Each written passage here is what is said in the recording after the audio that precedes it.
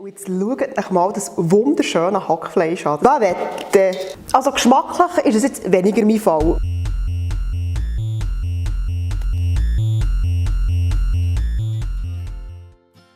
Hallo und herzlich willkommen bei mir auf Kitschwitsch. Und wir sind schon beim letzten One-Pot-Pasta-Gericht angelangt. Das ist so schnell gegangen und es war so fein gewesen.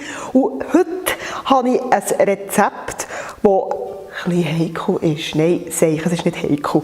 Aber ich bin sehr, sehr gespannt auf das Endergebnis, weil es geht um rohes Hackfleisch. Man nehme einen Topf.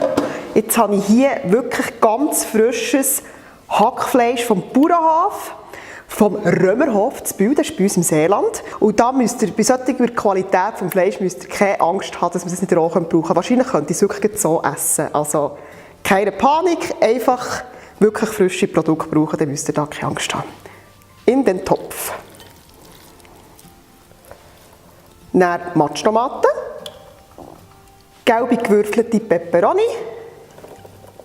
Da habe ich frische Tomaten und einen Schluck Tomatenmark, Zwiebeln und Knoblauch,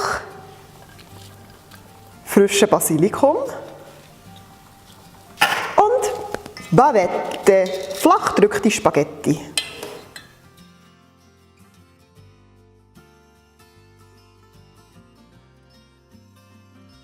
Für das wir jetzt das Ganze noch ein bisschen Kost reinbringen können, tue ich noch ein bisschen Bouillon rein und eine ordentliche Portion Pfeffer. Jetzt fehlt nur noch das heiße Wasser. Jetzt wird die ganze Sache aufgekocht, regelmäßig umgerührt und das etwa für 15 Minuten und wir sind schon wieder nachher.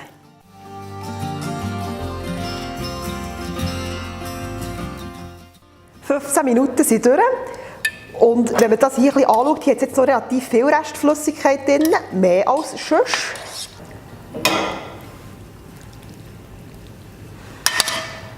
Und auch hier brauche ich ein bisschen Käse.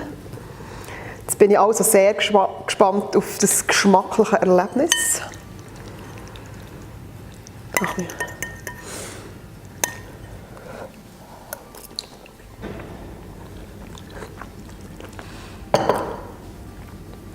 Also geschmacklich ist es jetzt weniger mein Fall, weil man merkt echt, dass das Hackfleisch wirklich null Röstaromen hat und das ist eigentlich das, was so fein ist. Also ich würde wirklich empfehlen, wenn ihr diese Pasta macht, wirklich das Hackfleisch zuerst ganz, ganz gut anzubraten. Paprika kommt extrem gut durch, also wer nicht so gerne Paprika hat, der soll dort auch vielleicht noch ein bisschen mehr Tomaten oder so. Aber sonst ist es eigentlich wirklich ein sehr, sehr gutes Gericht, das aber wirklich viel, viel Gewürz verleidet. Ja, und jetzt sind wir wirklich schon fertig mit dieser Woche und ich hoffe, ihr habt Freude an diesen Gerichten. Also ich habe mega Freude gehabt und bis gleich würde ich sagen. Und bitte, Feedback ist erwünscht. Ciao zusammen!